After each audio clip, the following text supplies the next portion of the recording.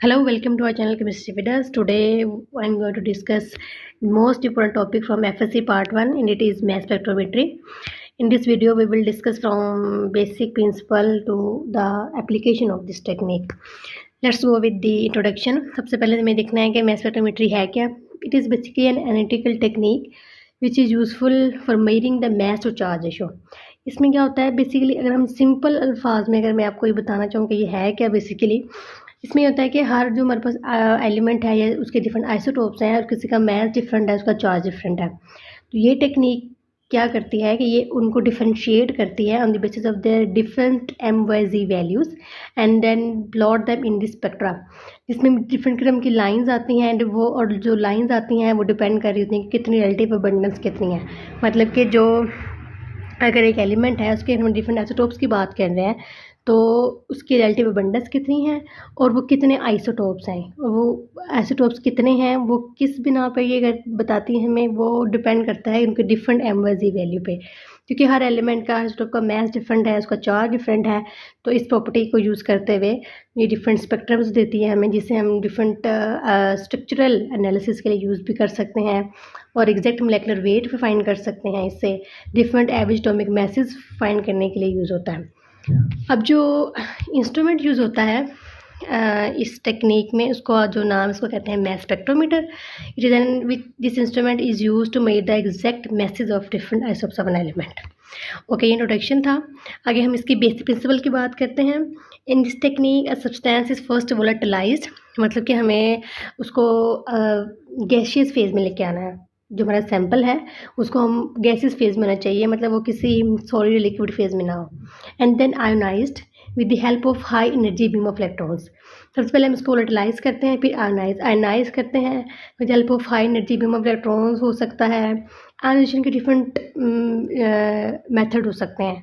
Laser एक्सोलेटेड भी हो सकती है, सॉफ्ट आयोनाइजेशन टेक्निक्स हैं, हार्ड आयोनाइजेशन टेक्निक्स हैं. आयोनाइजेशन की डिफरेंट टेक्निक्स हैं, वो आप किसी भी तरह से कर सकते हो. लेकिन बेसिक प्रिंसिपल ये है कि सबसे पहले हम इसको वोलेटिलाइज करेंगे. अब वोलेटिलाइज आपने कैसे करना है ये आप पे डिपेंड है, जो आपके सैंपल के हिसाब से सूट करता है. उसके बाद फिर आयोनाइज कैसे करना है, इसकी डिफरेंट टेक्निक्स हैं, लेकिन बेसिक प्रिंसिपल ये है कि उसको आयोनाइज करना है. Then the gaseous positive ions formed are separated on the basis of their mass to charge ratio and then recorded in the form of peaks. ये इसका बेसिक प्रिंसिपल है. Okay, next we will go with instrumentation. तो सबसे पहले आप देख रहे हैं कि यहाँ से हम स्टार्ट करते हैं. सबसे पहले है आयन सोर्स, उसके बाद आता है इलेक्ट्रॉन बीम, देन हमारे पास एक्सीलरेटर प्लेट्स आती हैं, फिर हमारे पास ये मैग्नेट है, उसके बाद हमारे पास ये डिटेक्टर है और फिर ये हमारे पास रिकॉर्डर है. ये बेसिक कंपोनेंट है, ये बेसिक जो है इंस्ट्रूमेंटेशन है किसी भी एक जो स्पेक्ट्रोमीटर है उसकी. सबसे पहले क्या होता है, इसमें हमारे पास एक सैंपल होता है, ठीक है, जो कि पीछे से आ रहा होता है, जो कि गैसेस फॉर्म में होता है, ठीक है. उसको हमने कहाँ डालना होता है, आयन सोर्स के अंदर. आयन सोर्स में क्या है कि हमारे पास इलेक्ट्रॉन बीम लगी हुई है.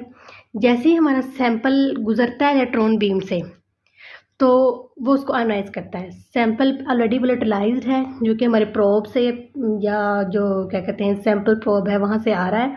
फिर आयन सोर्स का जो चैम्बर है उसमें जाएगा. आयन सोर्स में क्या लगा हुआ है, इलेक्ट्रॉन बीम लगी हुई है. इलेक्ट्रॉन बीम है, ये फास्ट मूविंग इलेक्ट्रॉन्स होते हैं जो कि हिट करते हैं हमारे जो वोलेटिलाइज्ड जो एटम्स होते हैं उसके ऊपर. वो हिट करते हैं तो फिर उसको क्या करते हैं, आयोनाइज कर देते हैं. कोई पॉजिटिव चार्ज बना देते हैं, कोई मतलब न्यूट्रल बन जाते हैं, कोई नेगेटिव भी बनते हैं, लेकिन ज़्यादातर जो है वो पॉजिटिव बनते हैं और पॉजिटिव ही डिटेक्ट होते हैं. या उसके बाद जो नेक्स्ट है वो है स्लिट्स या एक्सीलरेटर प्लेट्स. यहाँ पे डिफरेंट किस्म की एक्सीलरेटर प्लेट्स लगी हुई होती हैं. उनका पोटेंशियल डिफरेंस होता है 500 से 200 वोल्ट्स, जो कि हम इंक्रीज़ भी कर सकते हैं, डिक्रीज़ भी करते हैं. और डिफरेंट इंस्ट्रूमेंट जो हैं उनकी डिफरेंट क्या कहते हैं कि रेंजेस होती हैं. उसके बाद ये हमारा जो सैंपल है वो ये पहले आयन सोर्स में आ गया, फिर ये स्लिट्स एक्सीलरेटर प्लेट्स चला गया. एक्सीलरेटर प्लेट्स का ये काम होता है कि जो पॉजिटिव आयंस बनते हैं ना, इनको एक्सलेट करवा के इससे जो है हमारे पास फ्लाइट ट्यूब होती है ये सारी की सारी, यहाँ पे उसने इनको लेके आना होता है. जैसे ही ये जो आयनाइज्ड जो आयंस होते हैं, कैटाइन बेसिकली कैटाइन्स होते हैं, जैसे ही यहाँ मैग्नेट के पास से गुजरते हैं। ये डिफरेंट जो मैग्नेटिक फील्ड हमने अप्लाई की हुई होती है, हर किसी जो पॉजिटिव आयन की होती है जिनका डिफरेंट मैस होता है, वो डिफरेंट बिहेव करते हैं एक मैग्नेटिक फील्ड के अंदर।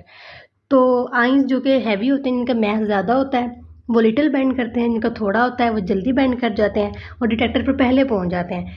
इस तरह ये रिकॉर्डर होता है हमें डिफरेंट किस्म की वैल्यूज़ देता है। एमवेजी वैल्यूज़ के जो एमवेजी वैल्यू की बेसिस के ऊपर डिफरेंट पीक्स शो कराता है हमारे स्पेक्ट्रम के अंदर। ये इसकी बेसिक इंस्ट्रूमेंटेशन और वर्किंग है। बेसिक यही है कि आयोनाइज कराना है उसको, पहले उसको गैसियस फॉर्म में लाना है, आयोनाइज कराया, फिर इसको एक्सलरेट कराया, फिर इसको मैग्नेटिक फील्ड से गुजारा। मैग्नेटिक फील्ड में उसने जो है ना क्या करना है, उसको सर्कुलर पाथ में रोटेट करना है एक तो, और दूसरा ये कि डिफरेंट एमवेजी की वैल्यू पे उनको जो है ना वो कलेक्टर तक पहुँचा देना है, फिर कलेक्टर ने आगे उसको रिकॉर्ड कर देना है। ये इसकी बेसिक इंस्ट्रूमेंटेशन है। इसको हम डिटेल में भी पढ़ लेते हैं। सबसे पहला स्टेप पेपराइजेशन है। ये वही चीज़ें हैं लिखी हुई हैं जो मैंने आपको बता दी हैं, लेकिन मैं आपको एक जस्ट गो थ्रू है कि सब्सटेंस को हमने जो सैंपल है जिसका हमने एनालिसिस करना है, उसको हमने वेपर्स में कन्वर्ट करना है। उनका प्रेशर होता है 10⁻⁻6 to 10⁻⁷ टोर। उसके बाद फिर हम इसको आयोनेशन चैम्बर में भेज देते हैं। आयोनेशन चैम्बर में हमारे पास डिफरेंट किस्म की आयोनेशन टेक्निक्स होती हैं, जिसमें ज़्यादातर जो कि डिस्कस की हुई हैं आपके एफएससी की बुक में, उसमें यही है कि हाई एनर्जी इलेक्ट्रॉन बीम है जो कि हम इसके ऊपर फॉल कराते हैं और उसके बाद वो आयोनाइज हो जाते हैं। देन एक्सेलरेशन है। एक्सेलरेशन के लिए डिफरेंट स्लिट्स लगी हुई हैं, ये एक्सेलरेटेड प्लेट्स हैं जो कि आपने पीछे पिक्चर में देखी हैं, और जिनका डिफरेंस रखा हुआ होता है वो 500 से 200 होता है, जो कि स्टैंडर्ड है between. Then positive ions are strongly attracted toward negative plate, in this way the ions are accelerated. सबसे पहले मैं आपको बताती हूँ, यहाँ पे जो होता है, यहाँ पे एक नेगेटिव ग्रिड लगा होता है। यहाँ पे पहले एक नेगेटिव ग्रिड होता है, उसके बाद फिर पॉजिटिव प्लेट्स लगी हुई होती हैं जिनका जो है पोटेंशियल ग्रेजुअली इंक्रीज करता जाता है।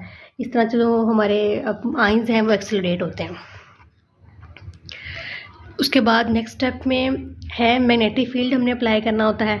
आइंस जो हैं एक्सेलरेट हो गए हैं, वो मैग्नेटिक फील्ड में जा रहे हैं। डिफरेंट स्ट्रेंथ की मैग्नेटिक फील्ड हम अप्लाई कर सकते हैं।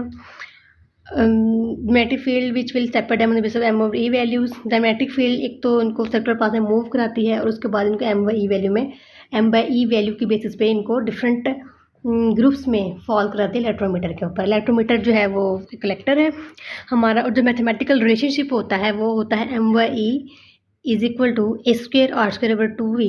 H यहाँ पे क्या है, हमारे पास अप्लाइड मैग्नेटिक फील्ड है, R रेडियस है, और जो V है इसको हम इसकी जगह E भी लिखा जाता है बहुत सारी बुक्स में। ये है हमारे पास अप्लाइड इलेक्ट्रिक फील्ड। उसका ये कॉन्सेप्ट, जब हम E को इंक्रीज़ करते हैं, E हो या फिर यहाँ पर E हो या फिर V हो, मतलब बात तो एक ही है, मतलब कि हम इसके अप्लाइड पोटेंशियल की बात कर रहे हैं।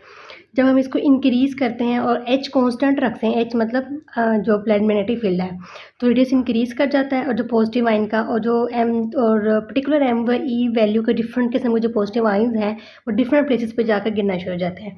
अब ये डिपेंड करता है डिफरेंट इंस्ट्रूमेंट में, क्योंकि बाज़ औक़ात हमें चेंज करना होता है E को, बाज़ औक़ात हम H को चेंज करते हैं। कहीं पर हम H स्टैटिक रखते हैं, E चेंज कर देते हैं, कहीं पे E को चेंज करते हैं, H स्टैटिक रखते हैं, ताकि डिफरेंट जो पॉजिटिव आइंस बने हैं वो डिफरेंट जगह पे जाके फॉल करें कलेक्टर के ऊपर, और हमारे पास डिफरेंट पीक्स जो है ना वो distinct to different peaks show हो जाए।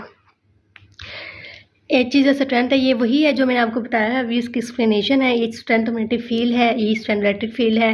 अगर E इंक्रीज़ करेंगे, H कांस्टेंट रखेंगे तो रेडियस बढ़ जाएगा और डिफरेंट किस्म के जो आइंस हैं वो डिफरेंट जगह पर फॉल करेंगे।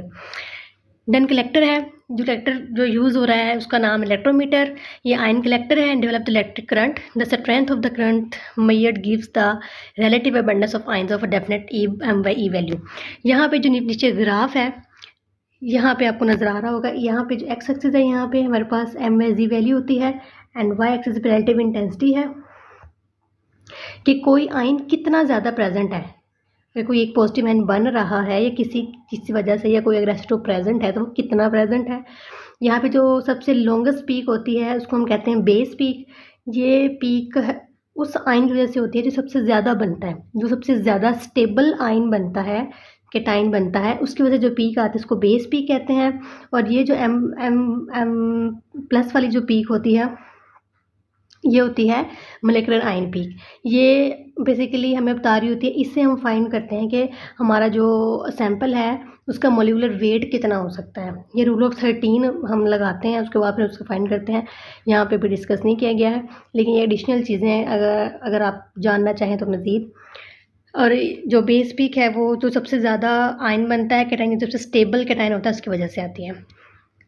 इस तरह का ग्राफ होता है, एक साइड रिलेटिव इंटेंसिटी है, फिर एमवेजी वैल्यू है, और फिर हम जो है ना वो आइडेंटिफाई कर लेते हैं कि एक जो हमारा सैंपल है उसमें क्या क्या कुछ प्रेजेंट है। डिफरेंट पीक्स जो हैं वो डिफरेंट केटाइंस की आ रही हैं, और कितने कितने किस्म के केटाइंस प्रेजेंट हैं, कितनी अबंडेंस है उनकी, सब कुछ पता लग जाता है। Okay, so next one is the application. इसकी एप्लीकेशन जो डिस्कस की गई है एफएससी की बुक में वो है measurement of average atomic masses, और एग्जांपल दी हुई नियोन की। आप लोग नियोन का ये स्पेक्ट्रा भी देख सकते हैं। ये इसका मैस स्पेक्ट्रा है, नीचे M/E रेशियो है, साइड पर रिलेटिव अबंडेंस है। इसने दिखाया हुआ है कि जो M/E रेशियो 20:2 पे डिफरेंट किस्म की अबंडेंसेस हैं, यानी कि नियोन के 3 आइसोटोप्स हैं, उनके डिफरेंट M/E वैल्यूज़ हैं, उनकी डिफरेंट अबंडेंसेस हैं जो कि यहाँ पे शो हो रही हैं। अब इनको यूज़ करते हुए इसका हम एवरेज एटॉमिक मास निकाल सकते हैं। उसका फार्मूला है कि हमने इसको जो M/E वैल्यू है उसको मल्टीप्लाई करना है उसके रिलेटिव अबंडेंस के साथ, और सब कुछ सम करके 100 पर डिवाइड कर देना है। Like 20 multiplied by 90.2 plus 21 multiplied by 0.3 plus 22 multiplied by 8.8। अभी इन सबको हम डिवाइड कर देंगे 100 से, तो आंसर हमारा है 20।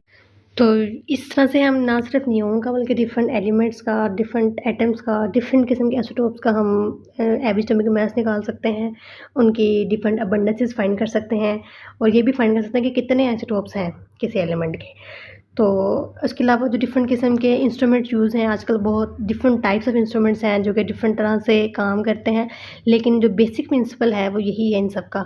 सबसे पहले आप उसको गैसेस फॉर्म में लेके आओ, फिर उसको आयनाइज करो, देन उसको फिर आप मैग्नेटिक फील्ड से एक्सलेट करवा के मैग्नेटिक फील्ड से गुजारो, और फिर वो डिफरेंट किस्म की पीक्स हमें देंगे डिफरेंट M/Z की वैल्यू के बेसिस के ऊपर।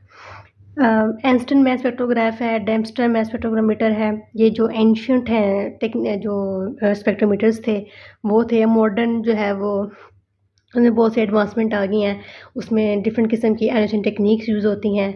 उसके अंदर जो रिकॉर्ड करने का मेथड है वो डिफरेंट हो सकता है, और जो एनालाइजेशन का मेथड है, उसके अलावा जो गैसेस फॉर्म में कन्वर्ट करने का मेथड है सैंपल का, वो डिफरेंट किस्म के हैं। और मॉडर्न जो है ना वो मॉडर्न किस तरीके से जो है ना वो हम और इजीली और with in short period of time measurement कर सकते हैं इन सब चीज़ों की। Thanks for the video. That's all for the today. If you like it, kindly share it. Thank you.